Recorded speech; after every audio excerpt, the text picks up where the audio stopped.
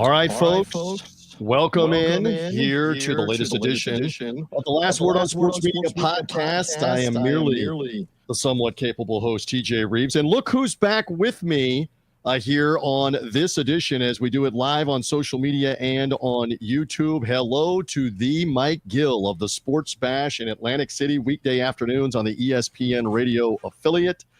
Good. I missed you. Good to be back with you. I know you have been busy. You have been away. The folks should know that Mike is a hardcore youth baseball coach, and the team is doing well. You're going to have an update for us, so that's taken up a lot of your summer here in June and July. But I'm glad you're back with me because we've got All-Star Game to talk about. We've got Scotty Scheffler saying, what does it really all mean if you're the number one golfer in the world, and almost implying that he may not continue to play golf much longer while they have the British Open this week. We have Samantha Ponder speaking out for the first time since ESPN fired her a year ago on the eve of the NFL season as one of their prominent hosts of their NFL coverage. A ton to get to in the sports media world. Hello, Mike Gill. Good to see you. Good to be back with you. Yeah, you're right. I do coach. This is like my 20th year. We are going to the Mid-Atlantic Regionals next week. We had games all last week, so a lot there. Summertime at the Jersey Shore, too. We're busy. There's a lot happening. There's a lot going on. But, hey, 1 week from today, we are live on a Wednesday. If you're listening to the podcast recorded, it's Wednesday morning. The Eagles and the NFL teams will be on the practice field at this time next week. The Eagles report on Tuesday. They practice Wednesday morning at 10 a.m. I know the NFL is going to start cranking up here with training camp and preseason. College football is having their media days all over the country for the different conferences. Steve Spurrier always called it, Mike, talking season. This talking season that we got right now going on for the Big 12, the SEC, the Big 10, the ACC. The Pac-12 has a new incarnation coming.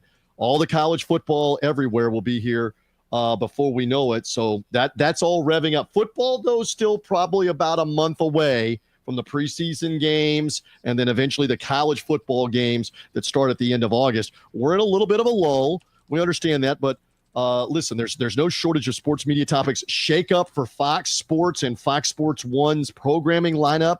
There are numerous personalities who are out. We're going to talk about that. WNBA All-Star Game this weekend takes a huge hit. It's in Indianapolis, and Caitlin Clark, Mike Gill, is hurt again or is still hurt. So we're going to talk about all of those subjects. As you see on the screen, if you're with us on social media, make sure that you hit that like button on YouTube. Make sure you're subscribed to Mike Gill's YouTube channel. The same way, share it out on social media, on Twitter, X, etc., and find the podcast. If you're seeing us, we are a pod as well. Apple, Spreaker, Spotify, wherever you get podcasts, Last Word on Sports Media podcast. If you are only hearing us on the podcast, come find the video show as well. All right, so do you want to begin with the Midsummer Classic, the only real relevant sporting event of the last 48 hours or so? Sorry, WNBA. Sorry, NBA Summer League. Is the Major League Baseball All-Star Game, isn't it? And the Midsummer Classic, the 95th edition, was played in Atlanta, in my region, in the South, last night. What are we calling this thing, Mike? They called it on social media the home run tiebreaker. They also swing off. The swing off as a nickname. Are we going with swing off that decided the All-Star Game last night for the National League? You want to go with swing off? The swing off? Yeah, I think the swing off was it. And listen, I said on my radio show Monday, I was not into the home run derby, very monotonous, too long. Yeah. But I thought the swing off, why I don't want to see it in a regular season game or a playoff game, I thought it was fun, and it would have been better had the American League players stuck around. Aaron Judge, Cal Raleigh, they all left. So Aaron Boone had to go with guys like, Jonathan Aranda from your neck of the woods. He's not a home run hitter. He's got guys, and he's just like, who's still left Randy here? Arozarena. Yeah. It was interesting, and they have had this in place for a couple of years, right, in the event of the tie that they were going to go to this. And so now the National League blew a 6-0 lead. We assume that most everybody knows what we're talking about, but here's what happened. The National League was ahead 6-0 in the game. The American League eventually tied them in the top of the ninth. So when the National League did not score in the bottom of the ninth, that instituted the swing off, where 3 players were selected by the 2 managers, right? Dave Roberts, the LA Dodger manager, and Aaron Boone, the New York Yankees manager, because those teams played in the World Series. They each selected 3 players to go up and get 3 swings, and the most home runs would end up winning after those 9 swings, unless they were tied. And then I guess they had a swing-off playoff, a swing-off tiebreaker that they were going to do. But the end result, do you have the video ready to go from MLB and their coverage and their social media? Your guy, Kyle Schwarber, is the hero, as we have this for the video audience for last night in Atlanta at Truist Park. This was the last batter for the National League. He hit 3 consecutive home runs. And, Mike, what is this one-knee follow-through that we're about to see as you play the video with Schwarber on the knee, like Olay? This is what he does when he hits one out majestically. He likes to watch it. Take a look. All right. As the video audience is playing, he's on one knee. The audio audience is not playing it. He's staring it down. Interesting that they had their own special pitching coaches going. The Dodger pitching coach and the Yankee pitching coach going. And there you go with that's the go-ahead home run, and then the Rays' Jonathan Aranda had 3 cracks at it to try to tie, could not hit the ball out on any of those. So the National League wins. I saw some blowback on social media, but look, anything you do that's different is going to have people complaining. I didn't mind it. It's an all-star game, Mike. Your thoughts on concluding the game that way? Yeah, I had no problem. I actually thought the players were into it. Like the fact that they had joy in their face, I thought that was cool to watch. You saw when Schwarber hit the second home run, whoever was catching, he's pointing up to the team like, yeah, look at that thing. The guys, it looked like young kids having fun. That's what you want to see in the All-Star game. The home run derby, a little monotonous. It's too long. Try to shorten that thing. I'll tell you what I said for the home run derby Monday night. From 7 to 8, do your home run derby. 1 quick hour, maybe the 5 best home run hitters you can find, maybe the 4 best home run hitters you can find. Make it 1 hour of the biggest names you can get.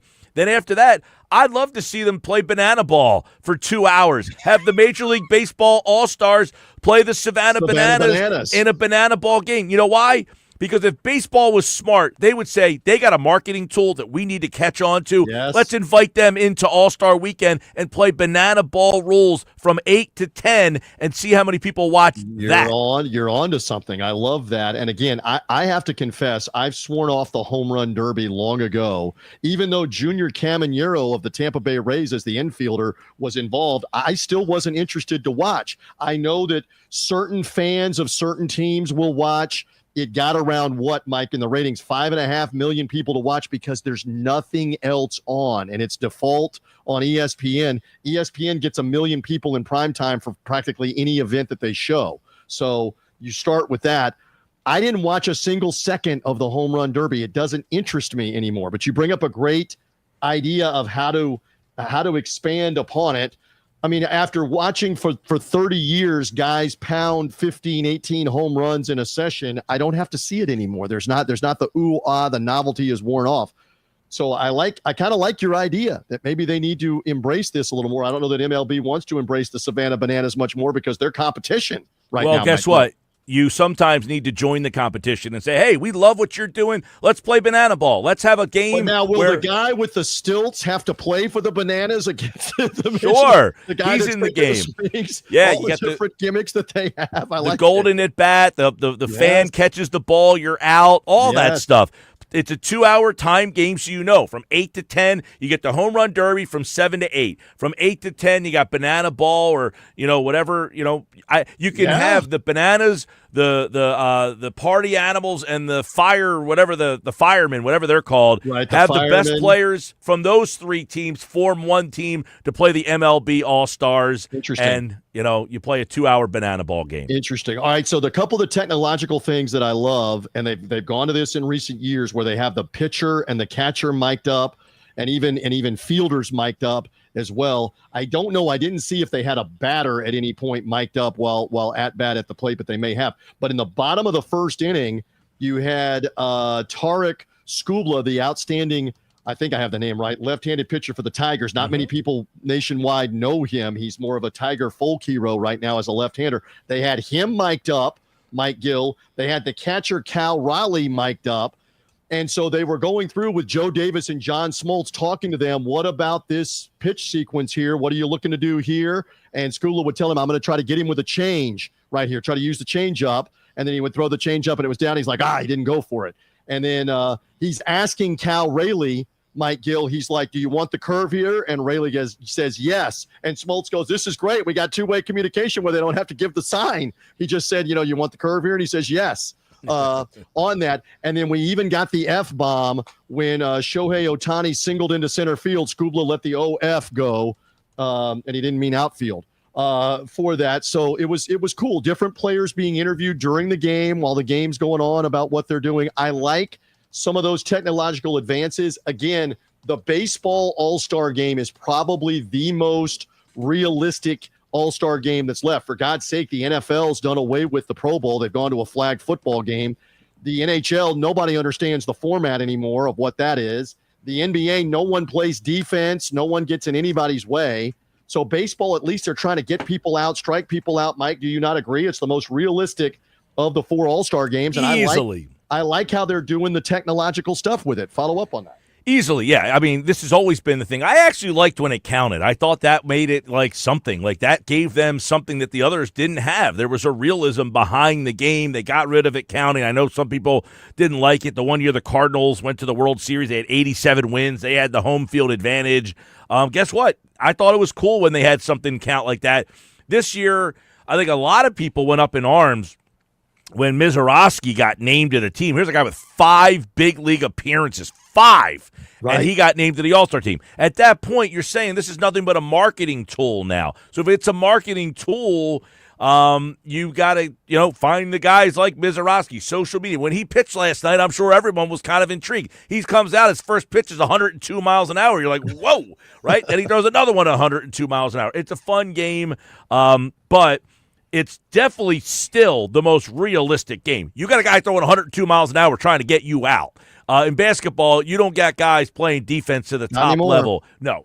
I don't even know what hockey does. They didn't even have an All-Star weekend. They went with that 4 Nations thing this year. Yes, that was better, actually. But their All-Star game that they used for the last several years, they're breaking up into periods and different teams, and players are interchangeable, and nobody understands it. So I'm with you. I'm with you on that part. Anything else from the baseball All-Star game? Really neat tribute to Hank Aaron that they did. With the 7:15, and it was July 15th. It was 7:15, the date yesterday, and the 715th home run to pass Babe Ruth. That was a really neat on-field digital tribute with the video and the voices, and they shot the firework off as if he had hit the ball into the left center field stands. Of course, it's a different stadium in Atlanta now. It's not the old Fulton County Stadium, but still, really neat touch tribute. Baseball did well with a lot of this. Again, I realize not everybody's a baseball fan. The ratings aren't going to be anywhere near what the football, the NFL, the college football gets, but it still probably got, I would say, in the neighborhood of like 8-9 million. We were talking last week, Mike Gill, with Ken Fang, that, in the day, in the 80s and the 90s, this thing would have 20, 25, 30 million people watching. That day is gone. Mm-hmm. They're not going to ever have that anymore. But one final thought on the All-Star game from you? Yeah, I agree. I think it'll be about 7-8 million. It's not must see. I think they were saying, you're getting 25, 30 million people watch this back in the day. I do like the fact that they brought the uniforms back. I like that. So you see a guy and you're like, hey, this guy plays for the Marlins. Whereas before you hear a guy's name, you had no idea what team he was even on. Because they look like bad softball uniforms. I'm big with that in all the All-Star games. The NBA All-Star game, the Pro Bowl, the NHL. Let them wear the jersey that they normally wear, home and away. Yeah, the home run derby, they were wearing those ridiculous pseudo Brave uniforms, and I don't know who some of these guys are. I don't know what team you're playing for. You walk up with an AL on your chest or an NL on your chest. I don't know what team you're on. One goal when you're marketing your product is you want the audience to know who the players are, who the stars are, so they remember it and they want to watch in the second half. Why are you doing things like putting them in a jersey where so many fans are going, I don't know who that is. Who is that guy from the Marlins? Who is that guy from the Cubs? It's a balance. It's a balance of trying to sell merchandise, and they wanted people to buy those All-Star jerseys, but I don't know who's even wearing the All-Star jersey. Yeah. All right, so the home run derby is up a little bit, at $5.7 million over the last couple of years, but you go back to like 2022 and 2021, the numbers are still down. I think it's time for them to rethink, do we need to have it on for 3 full hours? ESPN wants it to run the ads and bleed it. Maybe rethink another creative idea. I gave you one. Home Run Derby, Yes. Banana Ball. Banana Hey, by the Ball. way, ESPN is connected with Savannah Bananas. Yes. So They're now, paying them. They're paying them to run their games. the Yes. question will be, though, TJ, will MLB, the Home Run Derby, and the All-Star Game will be on Fox, but will the Derby be back on ESPN next year? They were supposed to make that announcement at All-Star Weekend, and they decided not to name that new partner of where that Sunday Night Baseball package, the All-Star Derby Day, where that's going to go. But if the Derby stays on ESPN, hey, ESPN executives, you can use my Banana Ball idea. Derby from 7 to 8, then 8 to 10, or if you want to do 8 to 9 Home Run Derby, or even if you did a half an hour. You only need a half an hour for a home run derby. After 30 minutes of watching home runs, I'm kind of, spent on the home run. But for 30 minutes, give me your 3 best guys. Bang, I'll do that. Then give me a Banana Ball game. ESPN, you know the Banana Ball. I think you have the context. Let's get that marriage working. I love it. All right, let's move on. And a shakeup since last you and I have been together, and even since last week's pod that we did. Where Fox and Fox Sports 1 have announced, they haven't announced it. Andrew Marchand of The Athletic reported it first, but it's not like Fox is denying it. 3 of their shows are done away with on Fox Sports 1. The most prominent one is the former Speak for Yourself that was rebranded as just the word Speak the last couple of years, hosted by the controversial Joy Taylor, who's in the middle of a couple of lawsuits. One of them has already been settled. Joy Taylor involved with that one with the former Fox personality Julie Stewart-Binks. Most prominently is the former Fox executive Charlie Dixon, who was one of the top programming guys with Fox Sports 1, where Stewart-Binks was alleging sexual harassment from him. And then there's a second lawsuit from the makeup hairdresser person with Fox, who filed a multi-million-dollar lawsuit. Nushin Faraji, is I believe how you pronounce her name. She put in her lawsuit that Joy Taylor had slept with Charlie Dixon. Here we go with the old school sleeping your way to the top. Had slept with Dixon, who's married, in order to get promoted within Fox Sports. They kept that show going in the spring and the summer, but they now are deleting the show. Joy Taylor has confirmed that the show is canceled. Her contract was apparently, Mike, already done with Fox, so she won't be retained. They got rid of Craig Carton's Breakfast Ball show, the former WFAN host, who very famously went to prison for a Ponzi scheme and for gambling addiction. Carton came out of prison, went on WFAN's afternoon show for a couple of years, then left that to do the Fox Sports 1 morning Breakfast Ball show. They've canceled that show as well as a third different show. All right, Mike, so this is not unexpected here that Fox makes these moves in kind of a quiet time in July. Give me a little more on this, on the moves that Andrew Marchand broke here and the programming shakeup. Well, I got to honestly say, I don't think I've watched any of these shows, none of them at all. FS1, what is your plan here? What are you trying to accomplish? Do you think if you get rid of these 3 shows, you're going to bring something else in and they're going to flourish? I mean, you brought in, obviously, Skip Bayless. You paid him real money to try to do something. He was somebody that people knew from ESPN. You brought him over. That didn't do anything. You had Shannon Sharp with him. That didn't do anything. The messaging is clear here. No one's watching your channel no matter who you put on there. Right. So you can either keep shows on there. If you're going to try to recreate the wheel, what do you really think is going to take off on that channel? Like, what is their plan? So you just airing infomercials? The original plan was the talk TV concept that ESPN's had during the day. They have the simulcast of Colin Cowherd's radio show, but this just into the newsroom, that's never gotten any TV ratings and still doesn't. You know what, though? There's not a big cost in that, though. That's correct. The difference. There's not Correct. a big cost in putting that radio show on television. There is a little, but I get what you're saying. But the other part of this is, okay, what are you going to? Maybe you're going to go to replaying games. games that you've had, which again, you could run dry on that. Maybe they go to the replaying of games, which they already do some of that during the day. I don't know what else, short of an engaging live, like radio TV simulcast, like a McAfee concept. They already have that with Colin Cowherd. Mm-hmm. But it's interesting because there's numerous NFL players like Keyshawn Johnson, Emmanuel Acho, Mark Schlereth that are all involved in these shows that are being deleted. And it's not clear if they're still going to be used somewhere else somehow, or if they're all out of a gig or not as well, with the programming shakeup at Fox Sports 1. And the biggest part of this is that second lawsuit is not settled, and it is supposed to be a blockbuster, like 8-figure lawsuit that she has for being sexually harassed by Skip Bayless, by this Charlie Dixon and others.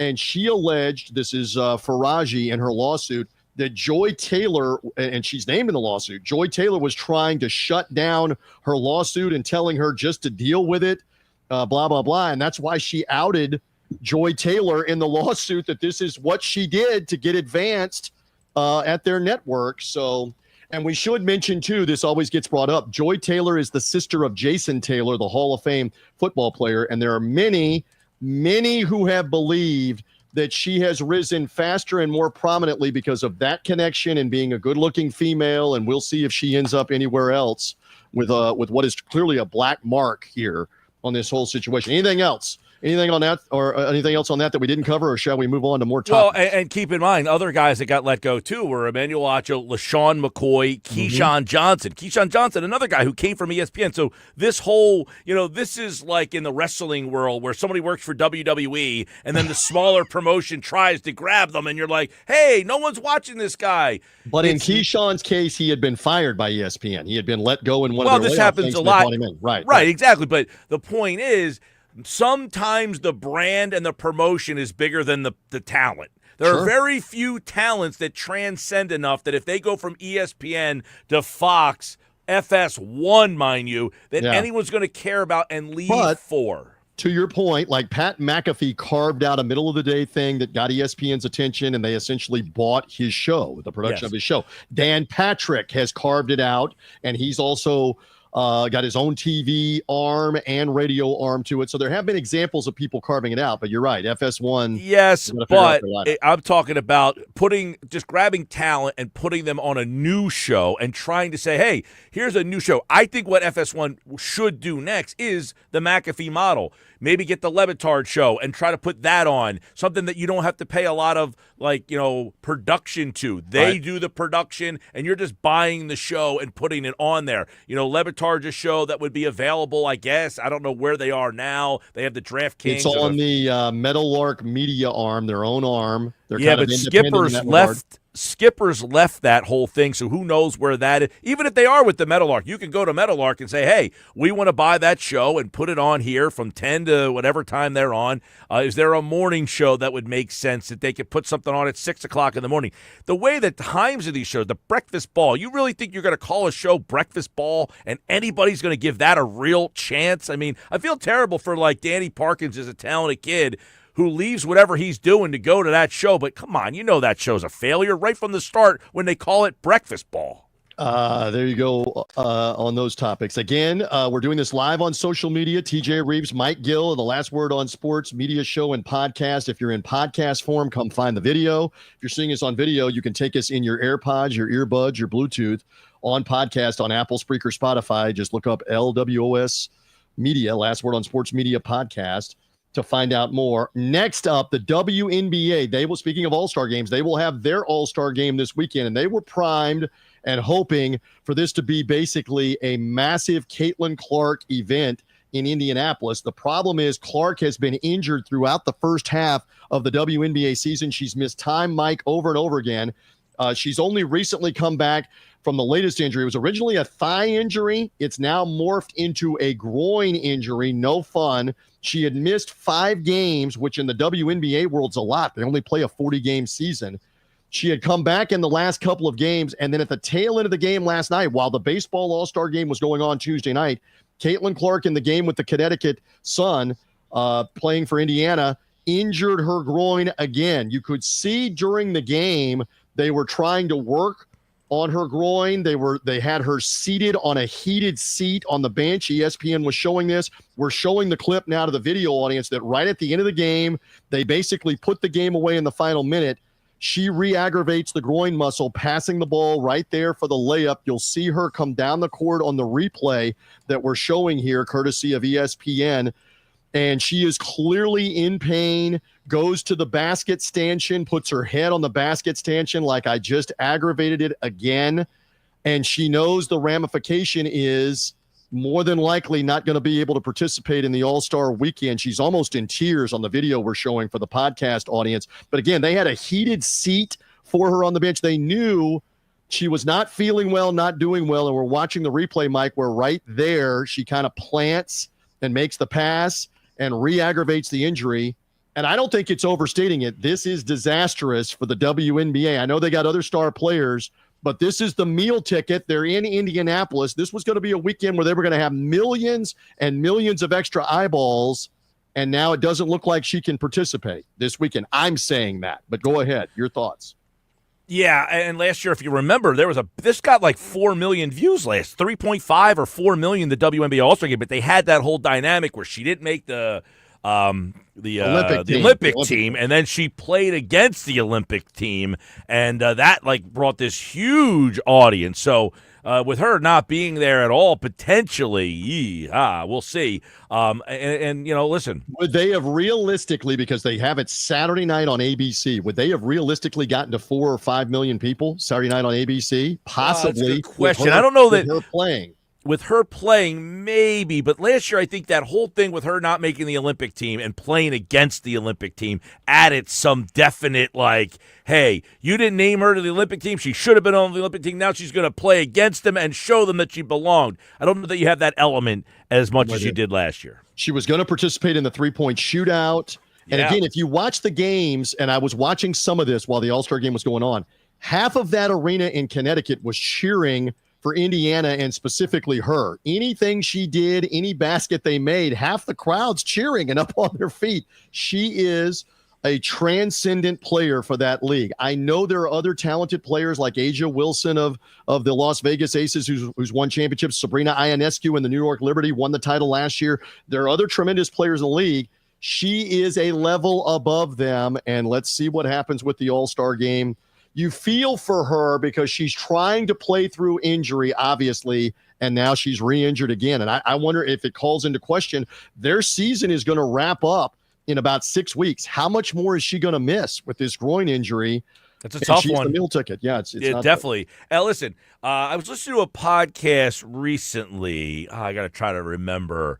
It's like 2 weeks ago. I was making a drive up to Philly, and I was listening to the podcast. Oh, it was Christine Brennan was talking about how she wrote this book and all the blowback she got on it. And she was saying how much of a, they have to take advantage of this situation now. Like, they have to take advantage, and she didn't think the league was really prepared to take advantage of this situation. And they're clearly not. They're clearly not. We've talked about it, Mike. Yeah. They're clearly not. How long do they have before her popularity apexes? Yeah. And if she's out, if she's hurt in and out of the lineup, out of sight, out of mind, you start to lose people. It's a shame because, as you said, now listen, I do not watch. I will be quite honest. I don't know that I've ever seen Caitlin Clark play a half. I just don't care enough to watch, and I understand and recognize what sort of a talent it is. I just don't have time in my life to carve out for something more while recognizing that she's a transcendent talent, and I recognize the ratings. You have way more depth and background on other players in that league. So this is not to say that there's no other good players in the league, but obviously they are not captivating an audience nearly at the level that she is. Correct. And so, what Christine Brennan, who, again, has a 40-year career as a writer, reporter, covering women's sports, an authority on women's sports, books, author, very well noted. What she says in that book is not only are they not ready to capitalize on this, but basically they have been their own worst enemy, which we've talked about over and over again. You've got so much jealousy, petty, envy, whatever you want to call it, that it's ridiculous that they don't realize she's going to raise the money for everybody's contracts, better travel. But I mean, I'll just go through this with you for just a second and for the audience. I mean, you had so many of these teams that were flying commercially, not flying on private aircraft, staying in 3-star motel hotels, not in 5-star hotels, even for this tinier league, et cetera. The health benefits for players, the benefits for retired players, all of that in the toilet because the WNBA has been losing hundreds of millions of dollars. You now have a beacon of light. You have, like Star Wars, A New Hope. You have a chance to make more money with more attention, and you have players who are purposely trying to sabotage her. It's for their own reasons. For every game, someone crosses her path, they should shake her hand and say, thank you for what you've done for this league. I am so glad that I am a part of this era. Instead, of it's this the league. opposite. Instead, it is what can we do to call attention to ourselves that we don't need her? Oh, really? Okay. It's almost like that's the mindset of some in the WNBA that, hey, we were good players before she was here. We were a popular league. What planet are you on that they were a popular league before they were here? I mean, again, another point that needs to be made, they're playing in so many NBA arenas this season to accommodate more fans that want to come, primarily to watch who? Caitlin Clark. Yes, it's for some of the other teams that have done well, but they've been playing in much smaller second-rate arenas, second-rate travel, accommodations. The players make almost no money relative because the league has been losing money. We've spent a lot of time on this throughout the weeks, but now this is supposed to be their big moment this weekend with their All-Star game. She's not there. She's not participating, and watch what happens with the audience when she's not, as more proof of that. What do you want to move to next? How about last week on this podcast, I had Tyler Jones and Ken Fang of Awful Announcing, Tyler Jones of Chat Sports and his Jones Report podcast. And I raised to them, it is interesting that we're coming up on the 1-year anniversary of ESPN dumping Samantha Ponder off of their NFL coverage, and that she had not given an interview or spoken out anywhere, where she finally has now spoken out. She gave an at-length interview to Sage Steele, another former ESPN employee, on her show and podcast. And I believe we have a clip that I sent to you of Samantha Ponder, who, again, was the host of the most prominent Sunday morning, really the most prominent pregame show ESPN has, the Sunday NFL Countdown. She was the host for several years of that show, and they dumped her with 1 year remaining on her deal. And she explains part of it is her political views and the fact that she was outspoken on social media, she believes was part of why she was ousted. So here is Samantha Ponder on Sage Steele's show and podcast, courtesy of that. You should be able to see this and hear this in her own words. We're going to play this for a few minutes, where they bring up why was she let go. And here is Samantha Ponder, formerly of ESPN. Yeah. When the boxer Olympic situation happened and the woman that he was boxing came out and said enough, I just wrote enough is what we should all be saying. And on Twitter. On Twitter. And I knew when I sent that, like, this isn't going to go over well. But, like, to me, that's abuse. You have a male in a boxing ring with a female literally beating her. Yeah. And we're just supposed to, like, yay, in the name of inclusion. Like, no, what about her? What about her? And so I sent it, and then the next week got a text that said, can you jump on a call with this person and this person in like an hour? And one of the bosses is someone I never hear from, and I was like, this is it. But I do want to say, to be sure, I do not believe, nor have I ever believed, that I was solely fired for this.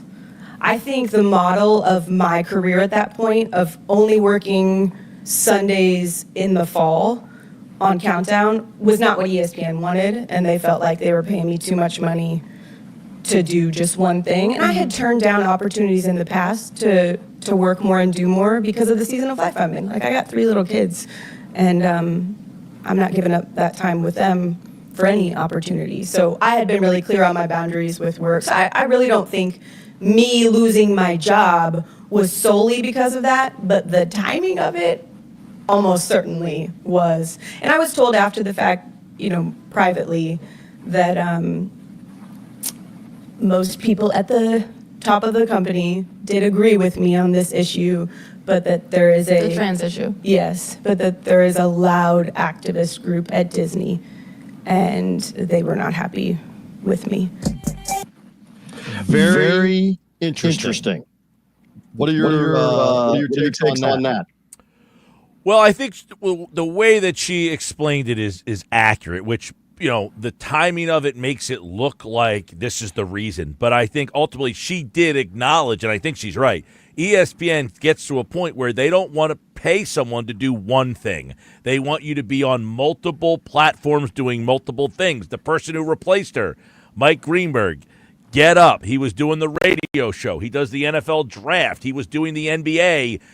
He now does the draft. Right. So they want you to have versatility if you're going to make money. Except if we have Joe Buck and Troy Aikman, we're paying 5 times, 10 times combined what we're paying Samantha Ponder, and they only do Monday Night Football NFL. That's fine. And I know you're not arguing this, but I'm just bringing it up. Dick Vitale, my God, is a legend. He helped make ESPN. Dick Vitale does one thing, and that is college basketball during the season, and that's it. They don't ask. So it just depends on who it is in certain situations. The baseball analysts that are on, they're only there for the baseball season. The basketball analysts are only there for the basketball part of it. There are certain people in personnel that does not apply to. And I have said, and I want your opinion, I believe she will eventually come back around to going after them for getting rid of her for the reasons that they did. Sage Steele went after him and got paid, primarily because in her case and in Susie Colbert's case, both females, both replaced by middle-aged white males on their job. That has lawsuit written all over it when you get rid of them. Well, which is interesting. Which is interesting because so many people then accuse everybody of that they've shifted way too far the other way, that they're hiring, processes, or they're not giving the middle-aged guy an opportunity anymore. So who the heck knows? The argument's been for 50 years that all of us middle-aged guys, balding, fat, whatever, that we have all the jobs anyway. I'm just saying they got rid of 2 prominent women on their most popular pregame stuff, Sunday Countdown, Monday Night Countdown, and that's what they did. And I've been waiting. Susie Colbert's been quiet through all of this for the last couple of years. Samantha Ponder just spoke out. Samantha Ponder's not hurting for money. Her husband, Christian Ponder's a former NFL quarterback, first-round pick. He was paid a lot of money. And I get what she's saying. I have different priorities. I have little kids. Yeah. Well, she said I was offered to do more things. She didn't want to do it. I don't think offered is the right word, probably. I think they wanted her to do more things, and she probably rebuffed it. That's me saying that. No, I would. I think, but I guess what I would say is her admitting that in that video, would they say, hey, look, we offered her more things. She didn't want to do it. And, who knows? I mean, I wouldn't be surprised in the world we live in today if she said, hey, I'm going to do something about this. But ultimately, not surprised because the blueprint, yes, the play-by-players are different. The analysts and the hosts that they have, they're generally saying, we want you to do the car wash. We want you to do Get Up. We want you to do First Take. We want you to do NBA Live. We want you to be on the pregame, the postgame, the halftime show. And you see all of those guys generally, Brian Windhorst is on every show every single day. Dan Orlovsky's on every single show every single day. If you're one of those hosts or analysts, they generally want you to be able to do multiple. Now, if you're a play-by-player, that's a little different. Right, and the other thing is for Mike Greenberg, for Scott Van Pelt, the 2 names that they basically kept around, they're making much more money than Samantha Ponder was making, and it's part of their deal. We're going to have you do this and this and this. Her deal was obviously just to host that show. And remember, she was part of the College Game Day show.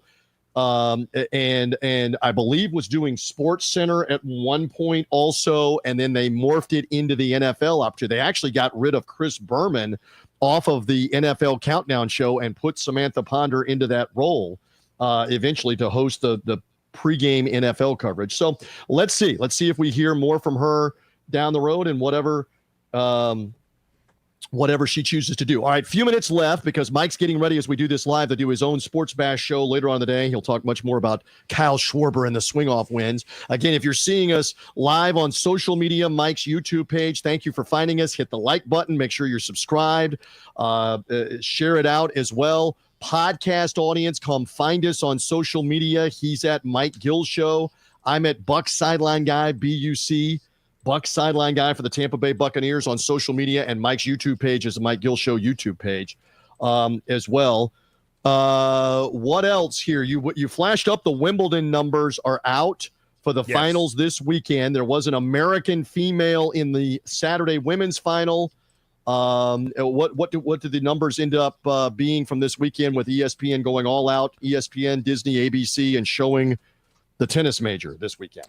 Yeah, obviously this is that time of the year where some of the, secondary sports, the Olympic sports, the high-profile Wimbledon, though, it's funny because it's those 2 weeks of the summer where if you're somebody who watches the ESPN, like McAfee show, he takes off, and it's like, oh, my God, Wimbledon's on in the middle of my day. But the Gentlemen's Championship, almost 3 million viewers. That was up 31%, and it's up over 163%, the most streamed tennis tournament on record. So people were going to ESPN Plus to watch this.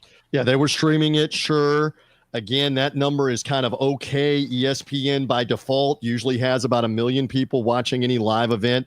It doesn't help when we haven't had an American of any kind, even men or women, win at Wimbledon since 2016. Serena Williams is the last American female or male to win. There hasn't been an American male in this century, no. Mike Gill. It's unheard of. I will say, though, it's crazy. 2.9 million viewers in that time slot is probably it's way more than they get at that time normally.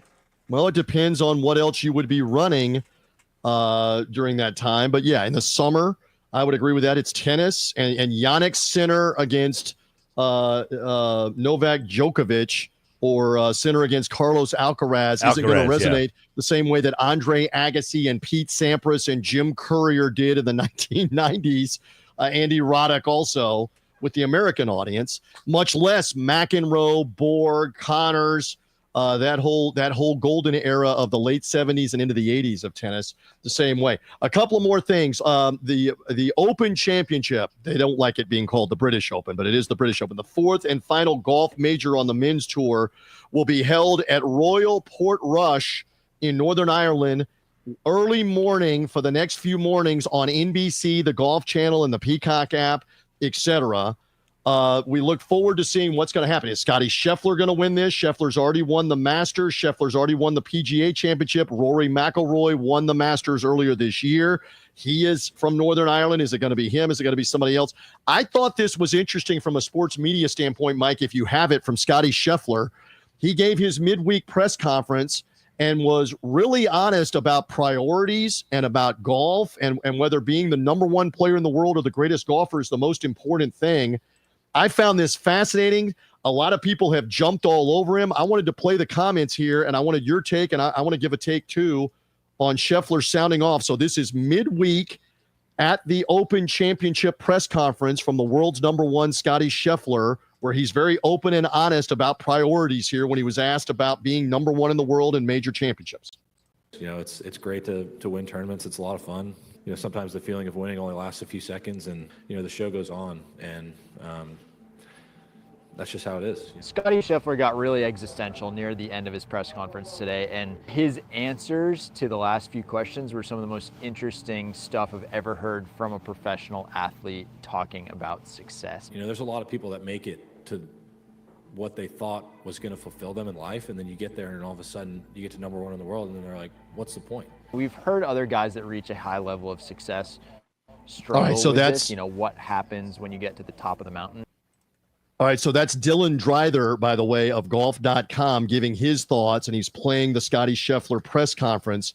And what Scheffler, paraphrasing, is essentially saying is that once he became the world number one and won majors, it just didn't last that long on, is this all there is? And he's not the only one in professional sports over the last few years, few decades to say when you get to the top, I have other priorities. That the euphoria of winning the Masters or winning the PGA Championship, or in this case, the British Open, the Open Championship this week, that's a short-term thing. His wife, his new son, that's more important, and his religious beliefs are more important. And that he even articulated, Mike Gill, honestly, that at the point in time where those priorities became bigger, he probably wasn't going to continue in competitive golf anymore. And so then the golf media is like, oh my God, he's suggesting in the prime of his career that he might not play golf for another 15 years at the highest level of the PGA Tour and the major championships. So what about his honesty? Where do you come down on that part? Because I have a feeling, but I want your opinion out there first on Scheffler being that honest. Well, A.J. Brown of the Eagles also said something similar after the Eagles won the Super Bowl. He was like, I thought it was going to be more than this. Like, now what? I feel that this is something. Like, I do feel the reality of you work your ass off. Your whole life is dedicated to this. One day you win. 15 minutes later or whatever it is, an hour, 3 hours later, you're in your car, you're driving home, and life continues. Like the euphoria of winning, how long does it last, and what does it mean to each of these individual people? Because you are now put right back on the expectation list of having to do it again. So how fast does the Super Bowl, the World Series, go out the window? Because the fans the next year, the Eagles won the Super Bowl famously in 2017. They got booed in the first half of the game of the 2018 season because they weren't playing well in the first half. So, these athletes are like, hey, I've worked my whole life from Little League, high school, to try to get Division I. And this is where the whole sports thing is really hitting a crossroads for me. We are pushing these kids at younger and younger ages to try to get a scholarship and get to the pros. And it's like, now, what is the satisfaction of making it there? That when you get there, you're not satisfied. Your whole life they're doing travel baseball tournaments for 8-year-olds. I mean, what are we doing? What are we doing? Crazy. There should be no travel baseball for anybody until you're like 15 years old. Nobody cares what you do when you're a 12-year-old kid playing 49 games in a summertime. You're in that world. You know what that's about. It's about a money-making thing for the adults that are involved. That's what it's about. It's not for the good of the kids. You're absolutely right. So you work with your kids, and I'm just interested in how much do they really care about winning all this versus having fun, doing something they enjoy, being around their friends, their teammates, when they are teenagers, when they're in middle school, when they're a freshman in high school. That's not the same as Division I sports, much less the pros. Well, here is what is lost. And Scheffler's making an interesting point, and it ties to you play in some battle by the beach ball baseball tournament on a weekend. You play 6 games. You lose. The kids don't care because they're just playing in the Battle by the Bay the next weekend. And if you lose, well, guess what, guys? We're going to play in the Battle by the Ocean next weekend. The impact of the loss is no longer there because when you lose, you can just pay to play again the next weekend. As long as you have the money, playing another tournament, playing another tournament, playing another tournament. And it's like the pro players are saying, I've won the tournament, but now I have to play in another tournament the next weekend. All of it is tied to the culture of if you win this weekend, that doesn't really matter because you have to play in a tournament again the next weekend. And it's all just creating revenue for somebody else. And Scheffler brought that up, that as soon as he won the PGA Championship, that in the press conference right after it, it became, can you win the U.S. Open? Because he's not won the U.S. Open. And it was almost like, can I just enjoy the fact that I just won another major championship? And he's literally finished in the top 10, I believe, of every tournament he's entered for the last 2 seasons. He's been in the top 10, if not winning, every tournament. So I get where he's coming from. I get that this isn't the most important thing, and he's now got tens of millions of dollars. And the one other point for what we do in sports media, there is refreshing honesty. How many times do we want to criticize coaches, players, athletes, whomever, for not being honest? cliche answers. Don't say anything. I'm just here to help the team. Or, it's just a pleasure to be here and do this. Or I'm going to try my best today and give it all for the fans. All the cliche stock answers that you hear. Now you have someone being honest. And I'm watching Mike Wilbon and Tony Kornheiser on Pardon the Interruption go on and on about how this is terrible for professional golf and professional tour because the number one player acts like he doesn't care. Yeah. I mean, now we want to kill him for being too honest, Mike Gill. I 100% and I think sports is getting to a point, we talk about this a lot because it's like the Ricky Bobby rules. If you're not first, you're last. So if you don't win the championship, nobody cares. It's right. Well, we're in first. The Phillies are in first place here in Philadelphia. They're in first place, and all anybody does every day is bitch and moan that they don't have a good bullpen and they don't have enough offense. It's like, well, you're in first place. What does that say about the other like Kansas City right now? They didn't beat the Eagles in the Super Bowl, so somehow they've been a recent failure after all the wins, after all the Super Bowl championships, and it's the expectation. But in individual sports, whether you're talking about golf or tennis, we got boxing this weekend, huge boxing pay-per-view involving Hall of Famer Manny Pacquiao. Those are individual sports. It's only you. Well, you're hitting a guy and a guy's hitting you. But in tennis, you're hitting the ball. In golf, you're hitting the ball. There's not a teammate that does it for you. I can understand where after a while you say, is this all there is? If you've attained big success, big dollars and fame, you want to have a family, you want to have a life, and that's a bigger priority for some. Not for everybody. And it's, it's everything. It's, in the team sport where – it's never good enough. If you don't win a championship, you sucked. It's never good enough. Everything is, you're Tom Thibodeau. You got your team to the Eastern Conference Finals, you're fired. All of this, it is really concerning that sports is getting to a level. Look at the college thing. We're watching college football is getting ready to start in a couple of weeks. You have no idea what guys are on what team. They're going all over the place because it's just, hey, how much money can I make? How much money can I make? And it was all supposed to be, I played youth football. I played high school football to get a Division I scholarship. I understand the whole payment thing. But I think when you entered that into the mix, it just added another layer of not caring about the result and only caring about yourself.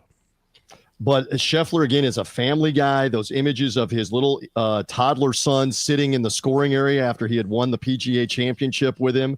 He's got different priorities, and good for him. He's not the first, nor will he be the last, that ascended a mountain in individual sports and said, is this really all there is? Other than that, listen, we've been here for a little bit on this show. I think we've pretty well covered the sports media topics. Is there anything else that you wanted to get off your chest, from All-Star Game to ratings? We covered the WNBA, the Fox Sports 1 lineup shakeup, Scottie Scheffler being too honest. Pick a lane. Do you want them to give us honesty? I do. Pick a lane. Don't kill them for being honest if they're being honest. We're never happy. Never. It's if you win a championship, when's the next championship? If you don't win the championship, why can't you win the championship? I love Scott Frost at the Big 12 Media Days last week, who's now back at Central Florida, UCF, when he went to his alma mater, Nebraska, and was a failure. He left UCF in the first place. They tugged at him, come back to your alma mater and restore Nebraska. It didn't work. He got fired. They were bad. He's now back at Central Florida at UCF. They asked him, what do you have when you look back on this? What do you think of it? And what do you have to say about it? He says, don't take the wrong job for the wrong reasons. I took the wrong job going to Nebraska, to my alma mater. They aren't ready to win. There's too much for me as a guy that played there. I love the honesty. 100%. I love the honesty rather than the deflect the question. So look, we have the thing here in Philly right now. Dave Dombrowski, he's a Hall of Fame GM. The move he made this offseason is Max Kepler. Max Kepler stinks. He got $10 million to come here for 1 year. Now he's a platoon player. He's hitting .202 with a .300 on-base percentage. He stinks. So then he complains, and he says, well, I was promised that I would get to play every day, and it's tough when you're not playing every day. Well, guess what? You should have looked around the lineup and said, this lineup's too left-handed to put me in that lineup, but you wanted the $10 million. So guess what, buddy? You reap what you sow. And if you're not delivering when you get the opportunity, what grounds figuratively do you have to stand on that I should be playing more? It's one thing if you're doing exceptionally well and they're not playing you, but I get that. I think we're good for this edition. Good luck to your team, your real youth quick, baseball team. Real quick, we have one more thing that the March Madness. They're talking about yes. extending the field, which I am really against. But I did have an idea that we might have talked about on this show a while back of expanding the idea. I hate the idea of expanding the tournament, but if you're going to do it, whatever they're talking about, stupid idea. Listen to my idea. It would be better. But so the networks don't want it. The networks don't want it. Currently, they are talking about expanding by at least 4 teams for the NCAA men's and women's tournaments. They would go from 68 teams to 72. It may go as high as 76 teams, 8 more. But CBS and Turner, who have an ironclad agreement with the NCAA, apparently are not interested in this. Do you have it real quick before we leave that Rachel Bachman of the Wall Street Journal broke the story basically on Monday that what is at issue here, what a tactic that the NCAA is using is they want to offer to Turner and CBS, you can use beer, liquor, and wine sponsors on the NCAA tournament games, which I believe they've been allowing like Bud Light or something. Maybe I'm wrong on NCAA tournament games.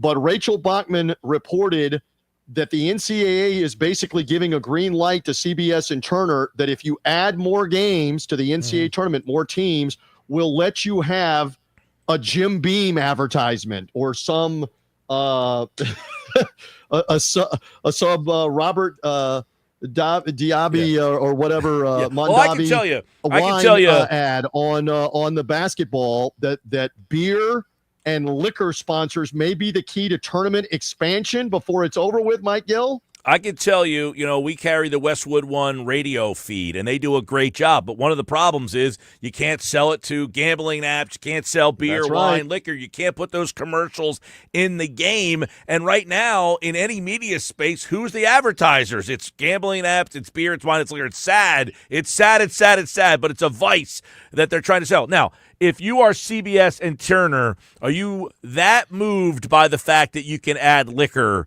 into the advertising to add more games to the schedule? I'm surprised, quite frankly, I'm surprised that they don't want to add more games. Well, what they are saying is currently less is more in terms of the inventory. You already have 67 games over the course of the 3 weeks, the 3 weekends. And they have ironclad deals that do not have outs for the NCAA. The NCAA can't get out of it till 2032. So we're talking about 7 years from now. They can't get out of it.